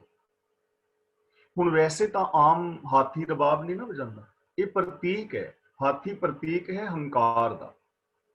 हे ਪ੍ਰਭੂ, ਤੇਰੀ ਸ਼ਰਨ ਵਿੱਚ ਆਉਣ ਤੋਂ ਪਹਿਲਾਂ ਮੇਰਾ ਮਨ ਹਾਥੀ ਵਰਗਾ ਹੰਕਾਰੀ ਸੀ, ਪਰ ਜਦੋਂ ਦਾ ਗੁਰਦੇਵ ਮੈਂ ਤੇਰੀ ਸ਼ਰਨ ਲਈ ਹੈ, ਮੇਰੀ ਹਾਲਾਤ ਸੁਧਰ ਗਈ ਹੈ ਮਨ ਦੀ, ਮੇਰਾ ਮਨ ਹੁਣ ਹਾਥੀ ਨਹੀਂ ਰਿਹਾ, ਇਹ ਨਿਮਾਣਾ ਰਬਾਬੀ ਬਣ ਗਿਆ ਹੈ, ਤੇਰੀ ਸਿਫਤ ਸਲਾਹ ਕਰਨ ਲੱਗ ਪਿਆ। ਬਲਦ ਪਖਾਵਜ, ਤੇਰੀ ਸ਼ਰਨ ਵਿੱਚ ਆਉਣ ਤੋਂ ਪਹਿਲਾਂ ਮੇਰਾ ਮਨ ਬੈਲ ਵਰਗਾ ਸੀ, ਇਹਦੇ ਅੰਦਰ ਉਦਮ ਨਹੀਂ ਸੀ, ਲੇਕਿਨ ਜਦੋਂ ਦਾ ਮੈਂ ਤੇਰੇ ਚਰਨਾਂ ਦੀ ਸ਼ਰਨ ਲਈ, ਇਹ ਉਦਮੀ ਬਣ ਗਿਆ ਹੈ। ਪਹਿਰ ਚੋਲਣਾ ਗਧਾ ਨਾਚੇ, ਮੇਰਾ ਮਨ ਗਧੇ ਵਰਗਾ ਸੀ ਪਹਿਲਾਂ, ਬਦਤਮੀਜ਼ੀਆਂ ਕਰਦਾ ਸੀ, ਬੇਵਕੂਫੀਆਂ ਕਰਦਾ ਸੀ, ਪਰ ਹੁਣ ਇਹ ਨਾਚੇ ਦਾ ਮਤਲਬ ਉਤਸ਼ਾਹ ਦੇ ਅੰਦਰ ਹੈ, ਇਹਨੇ ਤੇਰੇ ਹੁਕਮ ਦਾ ਚੋਲਾ ਪਾ ਲਿਆ ਹੈ, ਔਰ ਇਹ ਉਤਸ਼ਾਹ ਵਿੱਚ ਨੱਚਦਾ ਫਿਰਦਾ ਹੈ, ਹੁਣ ਉਤਸ਼ਾਹ ਦੇ ਅੰਦਰ। ਪੈਸਾ ਭਗਤ ਕਰਾਵੇ, ਮੇਰਾ ਮਨ ਅਮੋੜ ਸੀ ਝੋਟੇ ਵਰਗਾ, ਪਰ ਜਦ ਦਾ ਤੇਰੀ ਸ਼ਰਨ ਵਿੱਚ ਆਇਆ ਹੈ ਮਾਲਕ, ਕਿ ਤੇਰੀ ਬੰਦਗੀ ਕਰਨ ਲੱਗ ਗਿਆ ਹੈ, ਤੇਰੇ ਗੁਣਾਂ ਦਾ ਧਾਰਨੀ ਹੋ ਗਿਆ। ਰਾਜਾ ਰਾਮ ਕਕਰੀ ਆਂਬਰੇ ਪਕਾਏ, ਇਹਨੂੰ ਕਕਰ ਜਾਂ ਬਰੇ ਨਹੀਂ ਪੜਨਾ, ਆਮ ਇਹਦਾ ਪਾਠ ਕਰਦੇ ਨੇ, ਰਾਜਾ ਰਾਮ ਕਕਰੀਆ ਬਰੇ ਪਕਾਏ। ककरिया का मतलब कड़कवें, बड़े का मतलब बड़े पकौड़े। जे एवें पढ़ांगे तो अर्थ बन जाएगा राधे राम ने कड़कवें पकौड़े तले, बड़े पकाए। पर इत्थे इहनूं पढ़ना है राजा राम ककरी आंबरे पकाए, कि हे रमे हुए राम प्रभु, जद तक मैं तेरी शरण विच नहीं सा आया ना, उदों तक मेरा मन ककरी का मतलब अक दी डोडी वर्गा कौड़ा सी। अक दी डोडी वेखे ना इंडिया, अंबां वर्गी दिसती है पर जहरीली हुंदी है। बाहरों बड़ी सोहनी लगती है पर है जहरीली, खाए कोई तो मौत हो सकती है, जहर चढ़ सकती है। तेरे चरनां दी शरण विच आउण तो पहला मेरा मन अक दी अंबाखड़ी वर्गा कौड़ा सी, जहरीला, सोच कौड़ी सी। पर जद दा मैं तेरी शरण विच आया, आंबरे पकाए। आंबरे का मतलब अंब, पकाए का मतलब पक्के हुए। ये पक्के हुए अंबां वर्गा रसदायक हो गया। मेरी सोच हुण जहरीली नहीं रही, मेरी सोच बदल गई है। सोच विच परोपकार की भावना आ गई है, सोच विच निम्रता आ गई है, प्यार आ गया। तो इनू कहते ने साध संग गत पई हमारी। गुरु के चरणों की शरण लैन दे नाल साडी हालात चंगी हो जाती है, सोच चंगी हो जाती है। इसलिए असीं भी अपनी सोच नू परखना है कि की फर्क पिया है। बाणी जदों दी पढ़न लगे आ, क्लास विच आउण लगे आ, जां आप अर्थ भाव समझण लगे आ, साडी सोच विच की फर्क पिया है। कोई सोच बदली है ਤਾਂ ਸਮਝੋ ਸਾਨੂੰ ਬਾਣੀ ਪੜਨ ਦਾ, ਪਾਠ ਕਰਨ ਦਾ, ਨਿਤਨੇਮ ਕਰਨ ਦਾ, ਗੁਰਦੁਆਰੇ ਸਾਹਿਬ ਜਾਣ ਦਾ, ਕਲਾਸ ਵਿੱਚ ਆਉਣ ਦਾ ਜਾਂ ਘਰ ਬੈਠ ਕੇ ਪੜਨ ਦਾ ਲਾਭ ਹੋ ਰਿਹਾ, क्योंकि सोच बदल रही है ना। तो जे वही बेढंगी चाल पहले थी वो अब भी है, प्रॉब्लम है ना। फिर मैं निक्की जी कहानी तुहानू सुनावा। किसी पिंड के अंदर कोई विद्वान प्रचारक आया, मेहमान आया किसी पिंड के अंदर, तो उत्थे कोई विद्वान प्रचारक कथा करता सी। ਤੇ ਉਹ ਬੰਦੇ ਨੇ ਕਿਹਾ, ਘਰ ਵਾਲੇ ਨੇ, ਪਿਆ ਇੱਥੇ ਧਰਮ ਸਥਾਨ ਦੇ ਵਿੱਚ ਇੱਕ ਬੜਾ ਚੰਗਾ ਪ੍ਰਚਾਰਕ ਹੈ, ਬਹੁਤ ਸੁੰਦਰ ਵਿਆਖਿਆਨ ਕਰਦਾ ਹੈ, ਤੇ ਆ ਸੁਣਨ ਚੱਲੀਏ। ਇਹ ਜਿਹੜਾ ਮਹਿਮਾਨ ਆਇਆ ਸੀ ਇਹ ਵੀ ਸੁਣਨ ਚਲਾ ਗਿਆ। ਜਾ ਕੇ ਦੇਖਿਆ ਕਿ ਪੂਰਾ ਹਾਲ ਖਚਾ ਖਚ ਭਰਿਆ ਹੈ। ਪ੍ਰਚਾਰਕ ਦੀ ਵੇਟ ਹੋ ਰਹੀ ਹੈ। ਪ੍ਰਚਾਰਕ ਆਇਆ, ਉਹਨੇ ਵਿਆਖਿਆਨ ਕੀਤਾ, ਬਹੁਤ ਗਜਬ ਦਾ ਵਿਆਖਿਆਨ। ਸਾਰੇ ਇਸ ਤਰ੍ਹਾਂ ਝੂਮ ਝੂਮ ਕੇ ਸੁਣ ਰਹੇ ਸਨ, ਅੱਖਾਂ ਬੰਦ ਝੂਮ ਝੂਮ ਕੇ ਸੁਣ ਰਹੇ ਸਨ। ਪ੍ਰਚਾਰਕ ਵੀ ਝੂਮ ਝੂਮ ਕੇ ਪ੍ਰਚਾਰ ਕਰ ਰਿਹਾ ਸੀ। ਇਹ ਬੰਦੇ ਨੇ ਸੁਣਿਆ ਕਿ ਕਮਾਲ ਦਾ ਪ੍ਰਚਾਰਕ, ਤੇ ਇਸਨੇ ਮੇਜ਼ਬਾਨ ਦਾ ਧੰਨਵਾਦ ਕੀਤਾ ਕਿ ਧੰਨਵਾਦ ਕਿ ਤੂੰ ਮੈਨੂੰ ਲੈ ਆਇਆ ਤੇ ਇੰਨੇ ਵਧੀਆ ਵਿਚਾਰ ਸੁਣੇ। ਅਗਲੇ ਦਿਨ ਇਹ ਮਹਿਮਾਨ ਚਲਾ ਗਿਆ। ਇਹਨੇ ਉਹਦੇ ਤੇ ਅਮਲ ਕੀਤਾ। इस मेहमान की जिंदगी बदल गई, बिल्कुल बदल गई। 5-6 साल बाद ये फिर इस पिंड विच आया, ते इस मेजबान ने फिर इनू क्या भी आ चल कथा सुन चलिए। कहने लगा, यार प्रचारक कहंदा, हाँ बई, कहंदा 5 साल पहलों आया सी, भी उन्हें सुन के आने जरूर। ये 5 साल बाद फिर गया।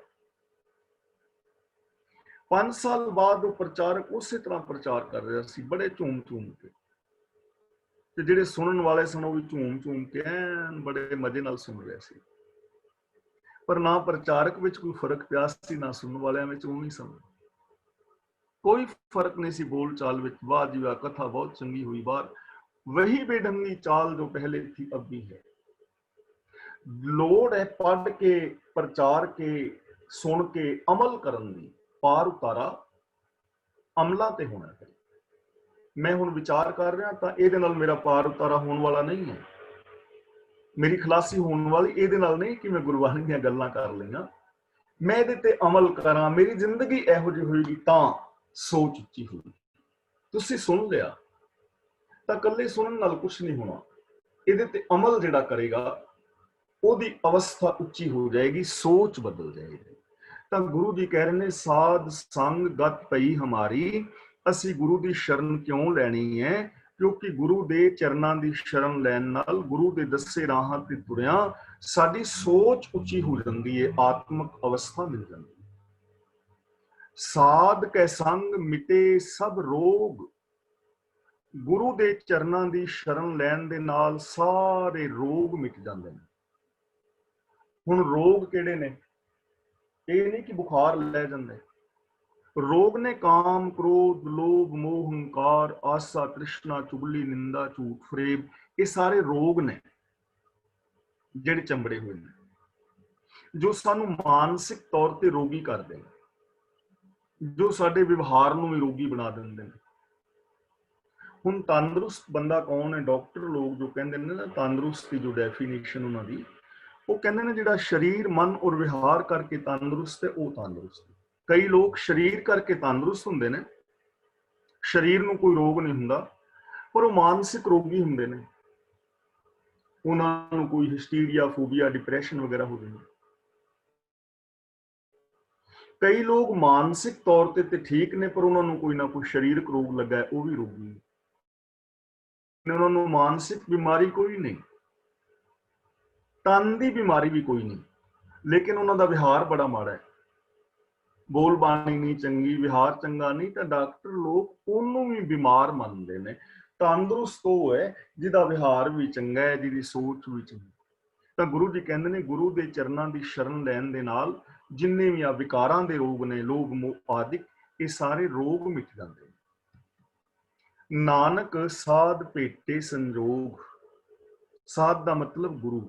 ਤਾਂ ਗੁਰੂ ਪਾਤਸ਼ਾਹ ਜੀ ਕਹਿੰਦੇ ਨੇ, ਜੋ ਗੁਰੂ ਹੈ ਉਹ ਵੱਡੇ ਭਾਗਾਂ ਦੇ ਨਾਲ ਮਿਲਦਾ ਹੈ। ਸੰਜੋਗ ਦਾ ਮਤਲਬ ਮਿਲਾਨ ਵਾਲੇ ਕਰਮ, ਵਿਜੋਗ ਦਾ ਮਤਲਬ ਉਹ ਕਰਮ ਜਿਹੜੇ ਵਿਛੋੜਦੇ ਨੇ, ਸੰਜੋਗ ਦਾ ਮਤਲਬ ਉਹ ਕਰਮ ਜਿਹੜੇ ਮਿਲਾਪ ਕਰਾਉਂਦੇ ਨੇ। ਇਹ ਚੀਜ਼ ਸਮਝਣ ਵਾਲੀ ਹੈ। ਦੇਖੋ, ਮੇਰਾ ਤੁਹਾਡਾ ਮਿਲਾਪ ਕਿਵੇਂ ਹੋ ਸਕਦਾ ਹੈ? ਜੇ ਮੈਂ ਤੁਹਾਡੀ ਹੈਲਪ ਕਰਾਂ, ਤੁਸੀਂ ਮੇਰੀ ਹੈਲਪ ਕਰੋ, ਅਸੀਂ ਭੈਣਾਂ ਭਰਾਵਾਂ ਦੀ ਤਰ੍ਹਾਂ ਵਰਤੀਏ, ਇੱਕ ਦੂਜੇ ਦੇ ਨਾਲ ਪਿਆਰ ਮੁਹੱਬਤ ਦੇ ਨਾਲ ਵਤੀਰਾ ਕਰੀਏ, ਬੋਲ ਚਾਲ ਵਿਹਾਰ ਚੰਗਾ ਹੋਵੇ, ਤਾਂ ਸਾਡਾ ਮਿਲਾਪ ਬਣਿਆ ਰਹੇਗਾ। ਤੇ ਜੇ ਮੈਂ ਤੁਹਾਡੀ ਕੋਈ ਚੋਰੀ ਕਰਾਂ, ਤੁਸੀਂ ਮੇਰੀ ਚੋਰੀ, ਮੈਂ ਤੁਹਾਡੀ ਬਦਖੋਈ, ਤੁਸੀਂ ਮੇਰੀ ਬਦਖੋਈ ਕਰੋ, ਤੇ ਇਹ ਕੰਮ ਦੂਰੀ ਵਧਾਉਣਗੇ ਨਾ। ਵਿਜੋਗ ਦਾ ਮਤਲਬ ਦੂਰੀ ਵਧਾਉਣ ਵਾਲੇ ਕੰਮ, ਸੰਜੋਗ ਦਾ ਮਤਲਬ ਨੇੜਤਾ ਲਿਆਉਣ ਵਾਲੇ ਕੰਮ। ਨਾਨਕ ਸਾਧ ਭੇਟੇ ਸੰਜੋਗ, ਭਾਗਾਂ ਨਾਲ, ਚੰਗੇ ਉਦਮ ਦੇ ਨਾਲ ਗੁਰੂ ਮਿਲਦਾ ਹੈ। ਤਾਂ ਗੁਰੂ ਪਾਤਸ਼ਾਹ ਰਹਿਮਤ ਕਰਨ ਕਿ ਅਸੀਂ ਗੁਰੂ ਦਰਸਾਏ ਰਾਹ ਤੇ ਚੱਲ ਸਕੀਏ। ਸਾਧ ਕੀ ਮਹਿਮਾ ਵੇਦ ਨਾ ਜਾਣੈ। ਗੁਰੂ ਦੀ ਮਹਿਮਾ ਨੂੰ ਵੇਦ ਆਦਿਕ ਨਹੀਂ ਜਾਣਦੇ। ਜੇਤਾ ਸੁਣੈ ਤੇਤਾ ਬਖਿਆਨੈ। ਜਿੰਨਾ ਉਹ ਸੁਣਦੇ ਨੇ ਉਹਨਾਂ ਕੁ ਵਿਖਿਆਨ ਕਰਦੇ ਨੇ। ਭਾਵ ਕਿ ਗੁਰੂ ਦੀ ਮਹਿਮਾ ਦਾ ਅੰਤ ਨਹੀਂ ਪਾਇਆ ਜਾ ਸਕਦਾ, ਗੁਰੂ ਦੇ ਗਿਆਨ ਦਾ ਅੰਤ ਨਹੀਂ ਪਾਇਆ ਜਾ ਸਕਦਾ। ਸਾਧ ਕੀ ਉਪਮਾ ਤਿਹ ਗੁਣ ਤੇ ਦੂਰ। ਜਿਹੜੀ ਸਾਧ ਦੀ ਉਪਮਾ ਹੈ ਨਾ ਗੁਰੂ ਦੀ, ਉਹ ਤਿੰਨਾਂ ਗੁਣਾਂ ਤੋਂ ਪਰੇ ਹੈ। ਯਾਨੀ ਜਗਤ ਦੇ ਅੰਦਰ ਕੋਈ ਐਸੀ ਹਸਤੀ ਨਹੀਂ ਜਿਹਦੇ ਬਾਰੇ ਕਹਿ ਸਕੀਏ ਕਿ ਗੁਰੂ ਜੀ ਇਸ ਬੰਦੇ ਵਰਗੇ ਨੇ, ਗੁਰੂ ਜੀ ਇਸ ਬੰਦੇ ਵਰਗੇ ਨੇ। ਕੋਈ ਦੁਨੀਆ ਵਿੱਚ ਹੈ ਬੰਦਾ ਹੈ? ਨਹੀਂ ਨਾ। ਰੱਬ ਇਸ ਬੰਦੇ ਵਰਗਾ ਨਹੀਂ ਨਾ ਕਹਿ ਸਕਦੇ। ਤਾਂ ਗੁਰੂ ਦੀ ਉਪਮਾ ਅਨੰਤ ਹੈ। ਸਾਧ ਕੀ ਉਪਮਾ ਰਹੀ ਭਰਪੂਰ। ਸਾਧ ਦਾ ਮਤਲਬ ਗੁਰੂ, ਭਰਪੂਰ ਦਾ ਮਤਲਬ ਵਿਆਪਕ। ਗੁਰੂ ਦੀ ਉਪਮਾ ਤਾਂ ਉਹਦੇ ਨਾਲ ਹੋ ਸਕਦੀ ਹੈ ਜਿਹੜਾ ਸਾਰੇ ਜਗਤ ਦੇ ਅੰਦਰ ਵਿਆਪਕ ਰੱਬ ਹੈ। यानी गुरु और रब एक रूप में। साध की शोभा का ना ही अंत। गुरु की शोभा का कोई अंत नहीं है। गुरु की शोभा का कोई अंत नहीं है। साध की शोभा सदा बेअंत। साधु की जो शोभा है, उस साधु की जो शोभा है वो सदा ही बेअंत है। साध की शोभा का ना ही अंत। साध की शोभा सदा बेअंत। साध की शोभा ऊंच ते ऊंची। साधु की जो शोभा है उच्चे तो ऊंची है। साध की शोभा मूच ते मूची। मूच ते मूची का मतलब वड्डी तो वड्डी। जो गुरु की उपमा है वो वड्डी तो वड्डी है, बहुत तो बहुत है। भाव के गुरु की उपमा नूं असीं बयान नहीं कर सकते। गुरु की उपमा बयान करन तो परे है। साध की शोभा साध बन आई। गुरु की शोभा गुरु नूं ही फबदी है। भाव गुरु की शोभा का असीं अंत नहीं पा सकते। गुरु की शोभा नूं गुरु आप ही जानदा है। नानक साध प्रभ भेद ना पाई। गुरु साहब जी कहते ने गुरु और रब दे अंदर कोई फर्क नहीं है, कोई भेद नहीं है। रब और गुरु इको ही चीज है। गुरु और रब इको ही चीज है। ਗੁਰੂ ਵਿੱਚ ਔਰ ਰੱਬ ਦੇ ਅੰਦਰ ਕੋਈ ਫਰਕ ਨਹੀਂ ਹੈ। ਤਾਂ ਅੱਜ ਦੇ ਇਸ ਵਿਚਾਰ ਮੁਤਾਬਕ ਜੋ ਗੁਰਮਤ ਆਸ਼ੇ ਅਨੁਸਾਰ ਜ਼ਿੰਦਗੀ ਬਤੀਤ ਕਰਦਾ ਹੈ, ਉਸ ਮਨੁੱਖ ਦੇ ਜੀਵਨ ਦੇ ਅੰਦਰ ਮਹਾਨ ਵੱਡੀਆਂ ਪ੍ਰਾਪਤੀਆਂ ਹੁੰਦੀਆਂ ਨੇ। ਗੁਰੂ ਦੇ ਦੱਸੇ ਰਾਹਾਂ ਤੇ ਤੁਰਨ ਨਾਲ ਜਿਹੜੇ ਧਾਰਮਿਕ ਕਰਮ ਕਾਂਡ ਨੇ, ਜਿੰਨੇ ਵੀ ਵਿਅਰਥ ਦੇ ਕਰਮ, ਉਹਨਾਂ ਦੀ ਘਾਲ ਨਹੀਂ ਘਾਲਣੀ ਪੈਂਦੀ ਤਾਪਾਦਕਾਂ ਦੀ। ਗੁਰੂ ਦਾ ਗਿਆਨ ਪ੍ਰਾਪਤ ਕੀਤਿਆਂ ਹੀ ਬੰਦਾ ਨਿਹਾਲ ਹੋ ਜਾਂਦਾ ਹੈ। ਗੁਰੂ ਦੱਸੇ ਰਾਹਾਂ ਤੇ ਤੁਰਿਆ ਪਾਪ ਖਤਮ ਹੋ ਜਾਂਦੇ ਨੇ। ਗੁਰੂ ਦੱਸੇ ਰਾਹਾਂ ਤੇ ਤੁਰਿਆ ਨਰਕ ਵਾਲੀ ਜ਼ਿੰਦਗੀ ਬੰਦਾ ਨਹੀਂ ਭੋਗਦਾ, ਦੁੱਖਾਂ ਦੇ ਵਿੱਚ ਨਹੀਂ ਪੈਂਦਾ। ਗੁਰੂ ਦੇ ਦੱਸੇ ਰਾਹਾਂ ਤੇ ਤੁਰਿਆ ਹਰ ਥਾਂ ਤੇ ਹਰ ਵਕਤ ਬੰਦਾ ਸੁਖੀ ਰਹਿੰਦਾ ਹੈ। ਗੁਰੂ ਦੀ ਸ਼ਰਨ ਲੈਣ ਦੇ ਨਾਲ ਵਿਛੜੇ ਹੋਏ ਰੱਬ ਦੇ ਨਾਲ ਬੰਦਾ ਮਿਲ ਜਾਂਦਾ ਹੈ। ਗੁਰੂ ਦੇ ਦੱਸੇ ਰਾਹਾਂ ਤੇ ਤੁਰਿਆ ਮਨ ਇੱਛਤ ਫਲ ਪ੍ਰਾਪਤ ਹੋ ਜਾਂਦੇ ਨੇ। ਗੁਰੂ ਦੱਸੇ ਰਾਹਾਂ ਤੇ ਤੁਰਿਆ ਬੰਦਾ ਜੀਵਨ ਵਿੱਚ ਵਿਅਰਥ ਨਹੀਂ ਆਪਣੇ ਜੀਵਨ ਨੂੰ ਗਵਾਉਂਦਾ। ਗੁਰੂ ਦੇ ਦੱਸੇ ਰਾਹਾਂ ਤੇ ਤੁਰਿਆ ਰੱਬ ਹਿਰਦੇ ਵਿੱਚ ਵਸ ਜਾਂਦਾ ਹੈ। ਗੁਰੂ ਦੇ ਬਚਨਾਂ ਦੇ ਨਾਲ ਮਨੁੱਖ ਦਾ ਪਾਰ ਉਤਾਰਾ ਹੋ ਜਾਂਦਾ ਹੈ। ਇਸ ਲਈ ਸਾਨੂੰ ਗੁਰੂ ਦੇ ਬਾਣੀ ਸੁਣਨੀ ਚਾਹੀਦੀ ਹੈ। ਗੁਰੂ ਦੀ ਬਾਣੀ ਪੜ੍ਹ ਕੇ ਅੱਗੇ ਵੀ ਸੁਣਾਉਣੀ ਚਾਹੀਦੀ ਹੈ। ਗੁਰੂ ਦੇ ਦੱਸੇ ਰਾਹਾਂ ਤੇ ਤੁਰਿਆ ਬੰਦੇ ਦੇ ਮਨ ਦੇ ਵਿੱਚੋਂ ਕਦੇ ਵੀ ਰੱਬ ਨਹੀਂ ਭੁੱਲਦਾ। ਗੁਰੂ ਦਰਸਾਏ ਰਾਹਾਂ ਤੇ ਤੁਰਿਆ ਬੰਦੇ ਦਾ ਸਰ ਪਰ ਨਿਸਤਾਰਾ ਹੋ ਜਾਂਦਾ ਹੈ। ਰੱਬ ਦੇ ਗੁਣ ਮਿੱਠੇ ਲੱਗਣ ਲੱਗ ਜਾਂਦੇ ਨੇ। ਗੁਰਬਾਣੀ ਅਨੁਸਾਰ ਜ਼ਿੰਦਗੀ ਜੀਵਿਆਂ ਹਰ ਹਿਰਦੇ ਵਿੱਚ ਵਸਦਾ ਰੱਬ ਨਜ਼ਰੀ ਪੈਂਦਾ ਹੈ। ਗੁਰੂ ਦੇ ਦੱਸੇ ਰਾਹਾਂ ਤੇ ਤੁਰਿਆ ਰੱਬ ਦੀ ਰਜ਼ਾ ਮੁਤਾਬਕ ਬੰਦਾ ਜ਼ਿੰਦਗੀ ਜੀ ਲੈਂਦਾ ਹੈ। ਗੁਰੂ ਦੇ ਦੱਸੇ ਰਾਹਾਂ ਤੇ ਤੁਰਿਆ ਸਾਡੀ ਆਤਮਿਕ ਅਵਸਥਾ, ਸਾਡੀ ਸੋਚ ਉੱਚੀ ਹੋ ਜਾਂਦੀ ਹੈ। ਸਾਡੀ ਜ਼ਿੰਦਗੀ ਚੋਂ ਸਾਰੇ ਰੋਗ ਮਿਟ ਜਾਂਦੇ ਨੇ। ਗੁਰੂ ਦੀ ਮਹਿਮਾ ਇੰਨੀ ਮਹਾਨ ਹੈ ਕਿ ਉਹਨੂੰ ਵੇਦ ਨਹੀਂ ਜਾਣਦੇ। ਜਿੰਨਾ ਸੁਣਦੇ ਨੇ ਉਹਨਾਂ ਵਿਆਖਿਆਨ ਕਰਦੇ ਨੇ। ਗੁਰੂ ਦੀ ਉਪਮਾ ਤਿੰਨਾਂ ਗੁਣਾਂ ਤੋਂ ਪਰੇ ਹੈ। ਗੁਰੂ ਦੀ ਉਪਮਾ ਪਰਿਪੂਰਨ ਰੱਬ ਦੇ ਬਰਾਬਰ ਹੈ। ਗੁਰੂ ਦੀ ਸ਼ੋਭਾ ਦਾ ਅੰਤ ਨਹੀਂ ਪਾਇਆ ਜਾਂਦਾ। ਗੁਰੂ ਦੀ ਸ਼ੋਭਾ ਪਰੇ ਤੋਂ ਪਰੇ ਹੈ ਔਰ ਗੁਰੂ ਦੀ ਜੋ ਸ਼ੋਭਾ ਹੈ ਉਹ ਗੁਰੂ ਨੂੰ ਹੀ ਬਣ ਆਉਂਦੀ ਹੈ। ਗੁਰੂ ਦੇ ਵਿੱਚ ਉਹ ਰੱਬ ਦੇ ਅੰਦਰ ਕੋਈ ਫਰਕ ਨਹੀਂ ਹੈ। ਜੋ ਗੁਰੂ ਦੇ ਦੱਸੇ ਰਾਹਾਂ ਤੇ ਤੁਰਦਾ ਹੈ ਉਹ ਵੀ ਰੱਬ ਦੇ ਅੰਦਰ ਅਪੇੜ ਹੋ ਕੇ ਰੱਬ ਵਰਗਾ ਹੀ ਹੋ ਜਾਂਦਾ ਹੈ। ਦੇਖੋ ਕਿੰਨਾ ਆਸਾਨ ਕੰਮ ਹੈ, ਕਿੰਨਾ ਸੌਖਾ ਕੰਮ ਹੈ ਕਿ ਗੁਰੂ ਦੀ ਪਾਵਨ ਬਾਣੀ ਅਨੁਸਾਰ ਜ਼ਿੰਦਗੀ ਜੀ ਕੇ ਆਪਣੀ ਸੋਚ ਅੰਦਰ ਮਹਾਨਤਾ ਲਿਆ ਕੇ ਆਪਣੇ ਜੀਵਨ ਨੂੰ ਕਿੰਨਾ ਸੌਖਾ ਬਣਾਇਆ ਜਾ ਸਕਦਾ ਹੈ। ਪਰਿਵਾਰਾਂ ਨੂੰ ਸਵਰਗ ਬਣਾਇਆ ਜਾ ਸਕਦਾ ਹੈ। ਸੰਸਾਰ ਨੂੰ ਸਵਰਗ ਬਣਾਇਆ ਜਾ ਸਕਦਾ ਹੈ। ਤਾਂ ਸਾਡੀ ਇਹ ਖੁਸ਼ਕਿਸਮਤੀ ਹੈ ਕਿ ਅਸੀਂ ਸਾਰੇ ਵੀਰ ਭੈਣਾਂ ਮਿਲ ਕੇ ਗੁਰਬਾਣੀ ਦੀ ਵਿਚਾਰ ਕਰਕੇ ਆਪਣੇ ਜੀਵਨ ਨੂੰ ਸਮਝਣ ਦਾ ਯਤਨ ਕਰ ਰਹੇ ਹਾਂ। ਗੁਰਬਾਣੀ ਅਨੁਸਾਰ ਚੱਲਣ ਦੀ ਪ੍ਰੇਰਨਾ ਲੈ ਰਹੇ ਹਾਂ ਔਰ ਇੱਕ ਦੂਜੇ ਨੂੰ ਅਸੀਂ ਸਲਾਹ ਦੇ ਰਹੇ ਹਾਂ। ਵਾਹਿਗੁਰੂ ਰਹਿਮਤ ਕਰੇ ਕਿ ਸਾਡੀ ਇਹ ਕਲਾਸ ਇੱਕ ਪਰਿਵਾਰ ਦੀ ਤਰ੍ਹਾਂ, ਜਿਵੇਂ ਅਸੀਂ ਵਿਚਰ ਰਹੇ ਹਾਂ, ਇੱਕ ਪਰਿਵਾਰ ਬਣ ਜਾਏ ਕਿ ਅਸੀਂ ਸਾਰੇ ਪਰਿਵਾਰ ਦੇ ਜੀ ਇੱਕ ਦੂਜੇ ਦੇ ਨਾਲ ਪਰਿਵਾਰ ਦੀ ਤਰ੍ਹਾਂ, ਭੈਣਾਂ ਭਰਾਵਾਂ ਦੀ ਤਰ੍ਹਾਂ ਪਿਆਰ ਕਰ ਸਕੀਏ। ਤਾਂ ਅੱਜ ਦੀ ਇਸ ਵਿਚਾਰ ਦੇ ਵਿੱਚ ਜੇ ਕਿਸੇ ਵੀਰ ਭੈਣ ਨੇ ਕੋਈ ਸਵਾਲ ਕਰਨਾ ਹੋਵੇ ਉਹ ਸਵਾਲ ਕਰ ਸਕਦਾ ਹੈ। ਤੇ ਜੇ ਕਿਸੇ ਨੇ ਆਪਣੇ ਵਿਊਜ਼ ਦੇਣੇ ਨੇ ਤੇ ਉਹ ਆਪਣੇ ਵਿਊਜ਼ ਵੀ ਦੇ ਸਕਦੇ ਨੇ। ਹੁਣ ਅਗਲੀ ਜੋ ਕਾਰਵਾਈ ਹੈ ਵੀਰ ਜੀ ਭਾਈ ਸਾਹਿਬ ਭਾਈ ਤਰਲੋਚਨ ਸਿੰਘ ਜੀ ਕਰਨਗੇ। ਵਾਹਿਗੁਰੂ ਜੀ ਕਾ ਖਾਲਸਾ, ਵਾਹਿਗੁਰੂ ਜੀ। ਤਾਂ ਜਿਸ ਵੀ ਕਿਸੇ ਵੀਰ ਭੈਣ ਨੇ ਕੋਈ ਸਵਾਲ ਕਰਨਾ ਕਰ ਸਕਦਾ। ਮੇਰੇ ਖਿਆਲ ਚ ਵੀਰ ਗੁਰਮੁਖ ਸਿੰਘ ਜੀ ਅਨਮਿਊਟ ਹੋਏ। ਹਾਂਜੀ, ਆਪਣੇ ਤਰਲੋਚਨ ਸਿੰਘ ਥੋੜੇ ਕੰਮ ਪੈ ਗਿਆ, ਉਹ ਚਲੇ ਗਿਆ ਜੀ। ਤਾਂ ਫਿਰ ਆਪਾਂ ਹੁਣ ਜਦੋਂ ਤੁਸੀਂ ਗੱਲ ਕੀਤੀ ਹੈ ਵੀ ਜਿੰਨੇ ਵੀ ਕੋਈ ਸਵਾਲ ਕਰਨਾ ਆ ਤਾਂ ਅਨਮਿਊਟ ਹੋ ਲਓ ਜੀ। ਤਾਂ ਮੇਰੇ ਖਿਆਲ ਪਹਿਲਾਂ ਆਪਣੇ ਭੈਣ ਜੀ ਕੁਲਦੀਪ ਕੌਰ ਜੀ ਆਏ ਆ। ਹਾਂਜੀ ਭੈਣ ਜੀ। ਗਿਆਨੀ ਜੀ, ਹਾਂ ਭੈਣ।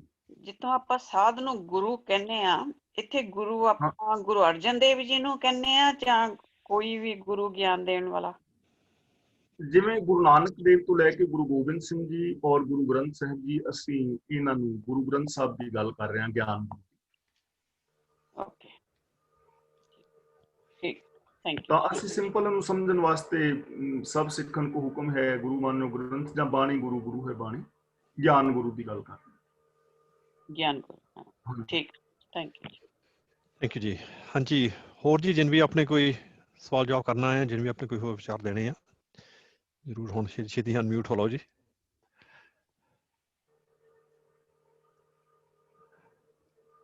ਹਾਂਜੀ ਗਿਆਨੀ ਜੀ, ਮੇਰੇ ਖਿਆਲ ਵਿੱਚ ਅੱਜ ਤੱਕ ਕੋਈ ਹੋਰ ਹੈ ਨਹੀਂ। ਹਾਂਜੀ ਹਾਂਜੀ, ਮੇਰੇ ਖਿਆਲ ਚ ਕੋਈ ਨਹੀਂ। ਹਾਂਜੀ, ਤਾਂ ਫਿਰ ਆਪਾਂ ਸਾਰਿਆਂ ਦਾ ਧੰਨਵਾਦ ਕਰ ਦਿੰਦੇ ਹਾਂ ਜੀ। ਤਾਂ ਇਸੇ ਤਰ੍ਹਾਂ ਆਪਾਂ ਕੱਲ ਨੂੰ ਫਿਰ 1 ਵਜੇ ਸਾਰੇ ਮਿਲਾਂਗੇ। ਹਾਂਜੀ ਜੀ, ਹੋਰ ਕੋਈ ਸਵਾਲ ਜਵਾਬ ਨਹੀਂ ਹੈਗਾ ਤਾਂ ਸਾਰਿਆਂ ਨੂੰ ਫਤਿਹ ਜੀ। ਵਾਹਿਗੁਰੂ ਜੀ ਕਾ ਖਾਲਸਾ, ਵਾਹਿਗੁਰੂ ਜੀ ਕੀ ਫਤਿਹ। ਵਾਹਿਗੁਰੂ ਜੀ।